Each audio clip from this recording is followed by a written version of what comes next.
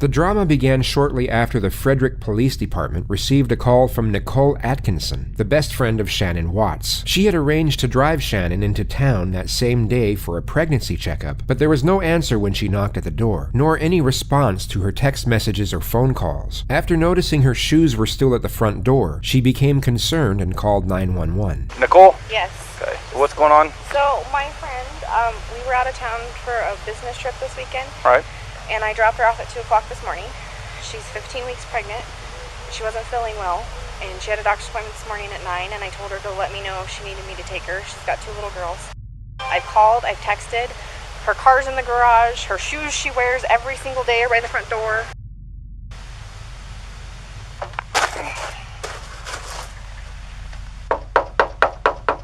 How you doing? You seen your neighbors today? No? Okay.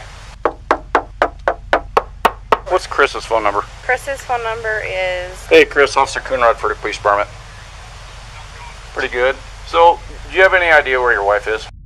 Right. Well, my concern is her car's here. They're saying she is diabetic. I don't want her... If she's upstairs and can't respond. Okay. About how far out are you? Okay, alright. He said like 5 minutes. It's not a sure sign of guilty conduct, yet the fact that Chris made the officer wait for his return would have most likely alerted some minor suspicion. In normal circumstances, a husband receiving a call from the police saying they were concerned about the safety of their pregnant wife and children, in most cases, would have given them permission to immediately kick the door down. It's a truly somber awareness to know that the man stepping out of the car had only a very short time ago dumped his infant daughter's bodies into an oil tank and buried his pregnant wife in a shallow grave. Scott, how you doing? How's it going? So this is the only vehicle she would have?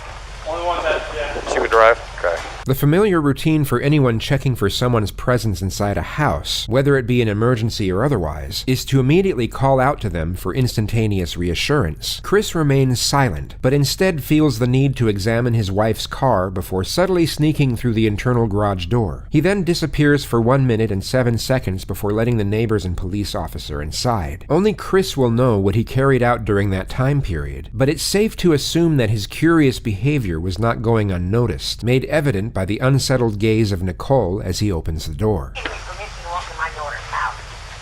Mind if I come in, Chris?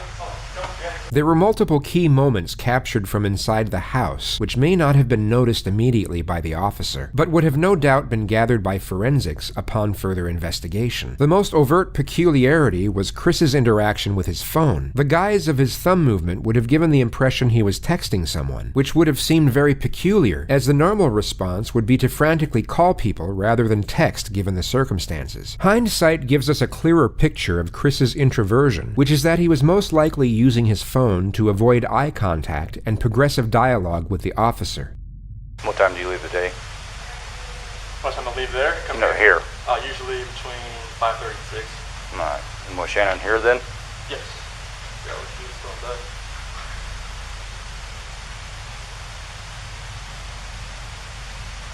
Does she usually watch the kids, or you have daycare watch them? Or? She usually watches the kids at high school. Okay. You guys having any kind of issues, marital issues, or? We're going through separation. You are? And how's that going? It's going Civil for the most civil, part, or? yeah.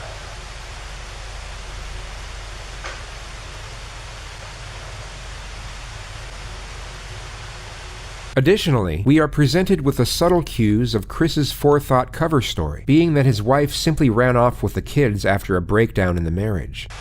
All the girls' blankies are gone.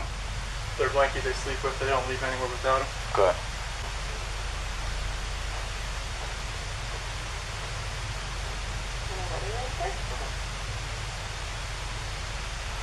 On the nightstand next to each other. Takes off your clothes here. The rest of Chris's conduct could be analyzed and dissected in various ways, and it would be easy to pick at certain oddities in body language and link them with signs of guilt. Yet, without the hindsight we have now, his behavior could just as easily be linked with an innocent man who is understandably concerned and frantic over the disappearance of his family. His very conservant neighbor, however, had the perceptual advantage of knowing Chris on a semi-personal level, and could analyze his kinesics in a far more accurate manner than the police officer. You just want to go talk to him, I'm going to get get his info real quick? No.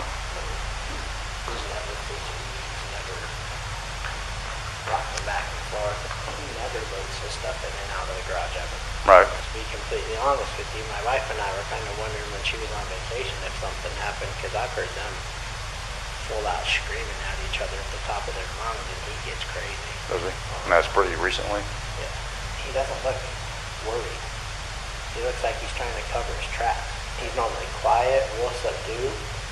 He's over here telling you 3 times what he took out, what he did, what he did. He's very he never talks. So the fact that he's over here blabbing his mouth makes me kind of suspicious. This was just after the moment he had shown both Chris and the officer his surveillance footage of that same morning, capturing only Chris leaving the house after loading multiple unidentified things into his truck. Yeah, we can pick up cars coming this way. I get anything coming this way and making this turn. So, and usually at night I pick up the cars pulling a U-turn. So, unless they pulled right here, but I would have caught her walking out. Although not fully incriminating, as Shanann and the kids could have left through the back entrance, this was an extremely detrimental piece of evidence, and would have no doubt been extolled by forensics and made Chris an immediate prime suspect. The following day, Chris, for some bizarre reason, agreed to be interviewed by 2 separate news stations, where he came across as extremely unimpassioned and detached from the alarming nature of the situation. Like when I got home yesterday, it was like a ghost town. Like she wasn't here, kids weren't here. I have no idea like where they went. Right now it's you got K9 units, the sheriff's department. Everybody's like they're doing their best right now to figure out like if they can get a scent. If she wasn't here, like where did she go? Like once I got here, it was like, all right, who can I call? I called her 3 times, texted her about 3 times just to say, you know, what's going on? Like if she's vanished, like I want her back so bad. I want those kids back so bad. Right now I don't even want to just like throw anything out there. Like I hope that she's somewhere safe right now and with the kids. Last night I wanted that knock on the door. I wanted to see those kids run in, just barrel rush me and just give me a hug and knock me on the ground. That's why last night was just horrible. I couldn't do it. I'm hoping that somebody sees something or somebody knows something and comes forward. Shanann, Bella, Celeste, if you're out there, just come back. Like if somebody has her, just please bring her back. I need to see everybody. I need to see everybody again. This house is not complete without anybody here. Please bring her back. This could have been construed as shock trauma, where a person will turn numb and retreat into themselves as a means of escape. Yet the viewers watching this live from home were probably thinking what we as the retrospective audience already know. He was called in for questioning 4 hours later.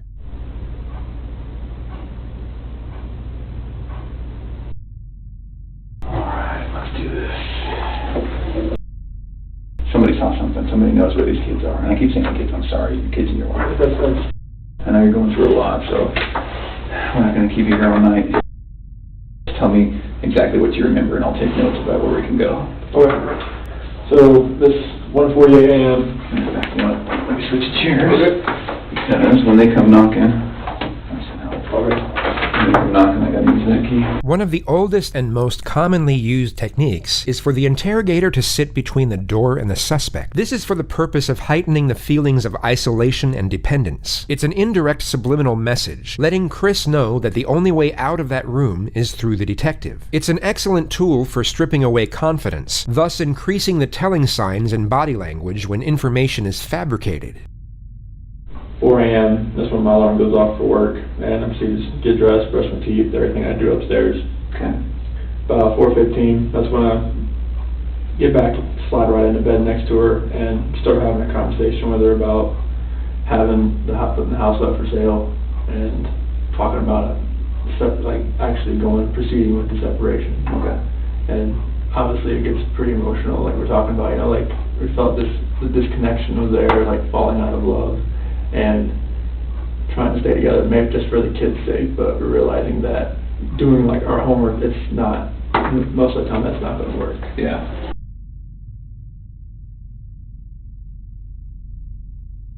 So that's when I got home, I opened the garage door and we went inside the house and looked everywhere, Shanann, Bella, and Celeste, nowhere to be found. Shannon's wedding ring's on her nightstand, her phone's still on the couch, her purse is still there, the medicine for the kids is still there, the car and the car seats are still there, and there's no sign of them anywhere. Okay.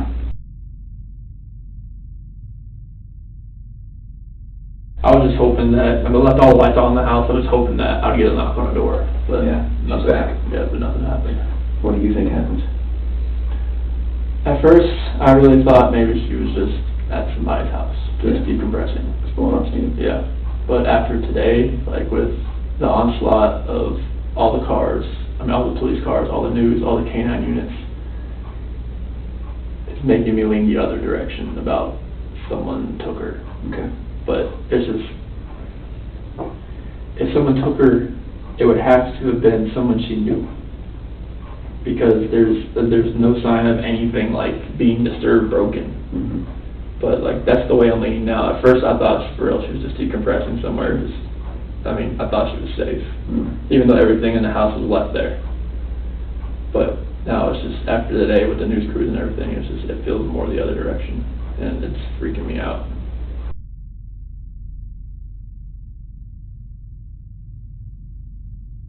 On that night, early that morning, I told her, like, the disconnection, it's there, like, it's not going away. Like, the connection we had in the beginning, it's not there anymore. It's like, I don't feel like the love we have is there anymore. Okay. And it's just like, I don't feel like, if we want to stay together for the kids, I'm not sure if that's going to work. Like, bringing That's what you told him? Yes. Okay. Like, having another baby, bringing us into this relationship, do you think this is going to work with us being together? Or separation, I think, is going to be the best possible route for us. And that's when, like, all the crying and everything proceeded. And it was very hard just to talk about that. But I needed to do it face to face. Okay. And I needed to see her face, like, while I did it. I couldn't text, phone, whatever. I needed to be face to face and be able to see her and know that she was going to be at least reciprocating back to me. Oh, what did she say? She said that she wanted to kind of work on it, but if that's the way I was feeling, then she respects that. Okay. 1 p.m. I'm now on my way home to check on my family. Is that just because you're worried based on the conversation with Nicole? Had the police contact you by then? No. Okay. I arrived, sorry, go ahead. But Nicole said she was probably going to call the cops. Okay. All right. Now, so it sounds like Nicole's pretty worried. More worried than you.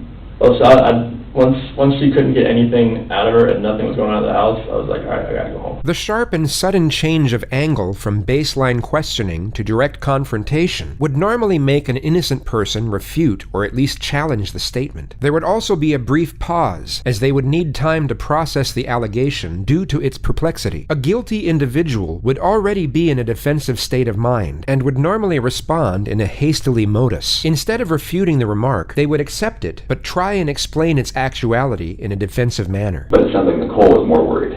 Yeah, because like if she doesn't text me, like I understand that. Okay. Like sometimes that happens. Okay. But for her not to get back to her direct sales group, that was very unorthodox. Okay. So then they're at home. Police officers there. Then walk me through that. So as we go through the house, Do you immediately go through the house? I open the garage door and I just go into the house. I'm looking. Like I just go in the garage door and I'm looking. Is the police officer saying, "Hey, let me talk to you for a minute"? No. No. Okay. No. What's the vibe like? I go up there, shake his hand, but I'm like opening the garage door at the same time. Okay. And then I go through, and then they're waiting at the front door. I go in, open that up, and then they come in. Oh, so they didn't go in the garage door with you? Okay. Well, they went in the garage. They didn't come in the way I did. All right. So then everybody goes in. I think that was at 4 o'clock. That's when because the officer had went over to the neighbor's house to see if he saw anything, and Whose idea was that? I think it was the officer because Okay. he just went over there. And then that's when the neighbor called him back over to show him he had some stuff from the other night. Okay. Just show him like whatever he had that put motion on it. Okay. 4 p.m. Police check neighbor security footage and question them as well. Okay. Have we talked about that? Is that where we're okay? That's where we're at. Anything else about that? No, I mean, it just shows Nicole dropping her off, but her not walking up, and it shows me loading my truck up about the time that I told you I left. Okay. Can we talk about something that's kind of hard to talk about? So when I work investigations like this, I have to keep an open mind on everything. Okay. And part of keeping an open mind is listening to you talk about your wife and your marriage, and the day she goes missing is the day that you guys have marital discord. Okay? So you can understand what I'm thinking about you. Yeah. What do you think about that? Makes me sick to my stomach, honestly. Like, I know, like, I've talked to a few of my friends, is like, you know, this does not look good on you. I'm like, I know. It's like, if people knew that we were having marital issues, they're gonna look at me, especially with the way everything looks. And it honestly just makes me sick to my stomach, because this is something that I would never do. Ever. I know, like, you have to look at every vantage point. This is something I would never do to my kids or my wife. At all.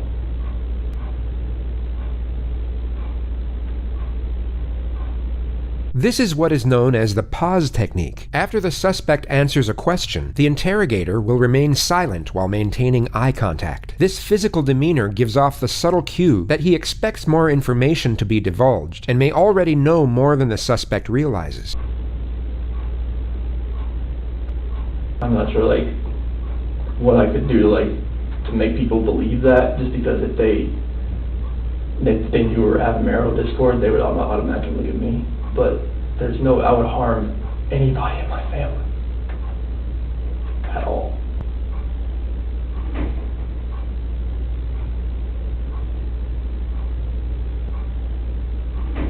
I know we were having marital discord, and we had that conversation that morning, and then she goes, we have no idea where she is, or the kids. I promise you that I had nothing to do with any of that.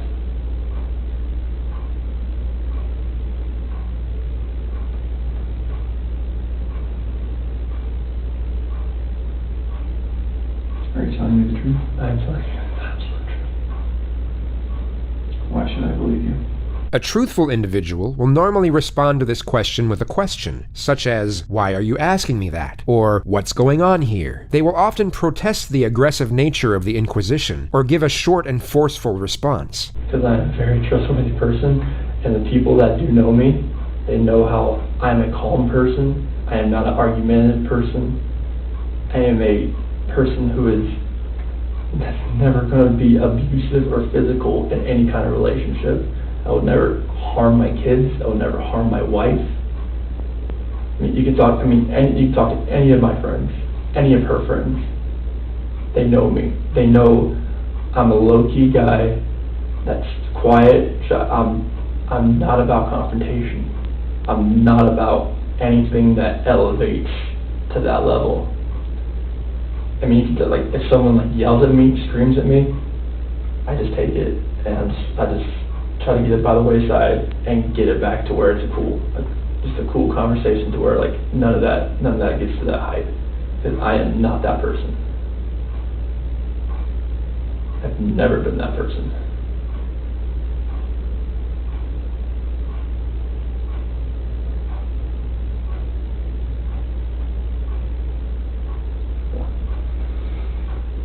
Okay. Would you take a polygraph? Sure. Okay. Let's take a little break. I'm going to come back in here, because I have a lot more questions for you. How you feeling? Looking at that picture,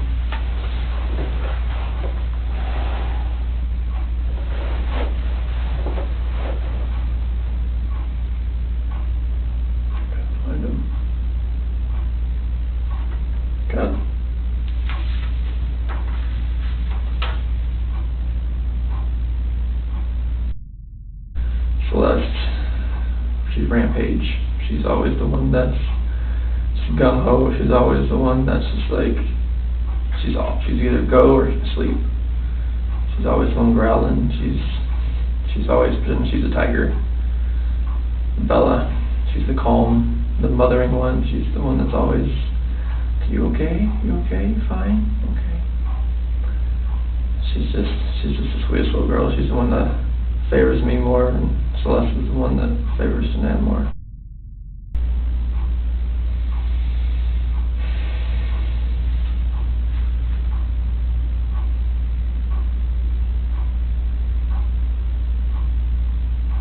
I remember when they wore that dress. She just wore that dress not too long ago. I unbuttoned the back of it so I could get her pajamas on. She's like, no, Daddy, button. I got button. And Bella loves those spaghetti strap dresses. She likes long dresses.